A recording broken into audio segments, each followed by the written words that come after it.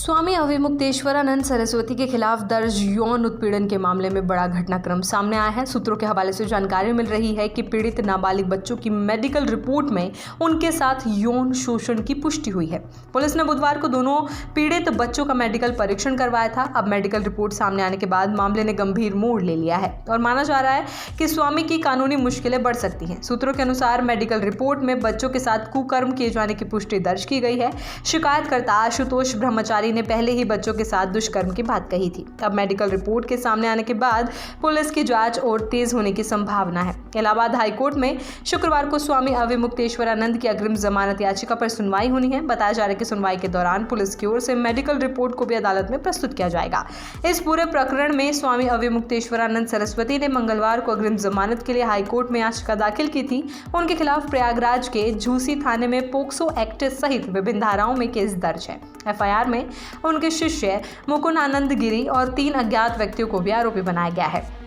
मुकुंद आनंद गिरी के खिलाफ भी पिछले 1 साल के दौरान एक नाबालिग समेत 2 लोगों के यौन शोषण के आरोप में एफआईआर दर्ज की गई थी। जांच के दौरान अरविंद मिश्रा और प्रकाश उपाध्याय के नाम भी सामने आने की बात कही जा रही है। सूत्रों का कहना है कि अग्रिम जमानत याचिका दाखिल करने से पहले सरकारी वकील के कार्यालय को विधिवत नोटिस भेजा गया था।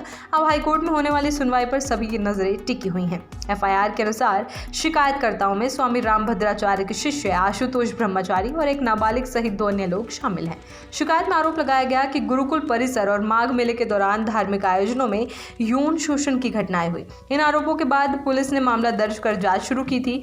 वहीं दूसरी ओर वाराणसी स्थित विद्यापीठ में स्वामी अविमुक्तेश्वरानंद ने मीडिया से बातचीत में कहा था कि कुछ वकील उनसे मिलने आए थे और उन्होंने कानूनी मदद की पेशकश की थी। स्वामी का कहना है कि उन्होंने इस प्रस्ताव को स्वीकार किया, लेकिन अब तक उन्हें ये जानकारी नहीं है कि इस संबंध में आगे क्या कार्रवाई की गई है। स्वामी अविमुक्तेश्वरानंद ने अपने बचाव में प्रशासन पर गंभीर आरोप लगाए हैं। उन्होंने एक तस्वीर सार्वजनिक करते हुए दावा किया कि प्रयागराज का एक पुलिस अधिकारी उनके खिलाफ साजिश का हिस्सा है। स्वामी का कहना है कि उस तस्वीर में संबंधित अधिकारी केक काटते हुए दिखाई दे रहा है और आशुतोष ब्रह्मचारी उसके पास खड़े हैं।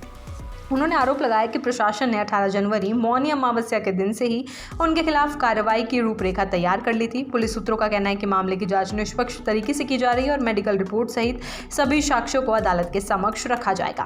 पोक्सो एक्ट के तहत दर्ज मामलों में कानूनी प्रक्रिया बेहद सख्त होती है और अदालत में प्रस्तुत साक्ष्यों के आधार पर ही आगे की कार्रवाई तय होती है। अब इस संवेदनशील मामले में इलाहाबाद हाईकोर्ट की सुनवाई महत्वपूर्ण मानी जा रही है, जहां अग्रिम जमानत याचिका पर फैसला आने के बाद आगे की कानूनी दिशा स्पष्ट हो सकेगी।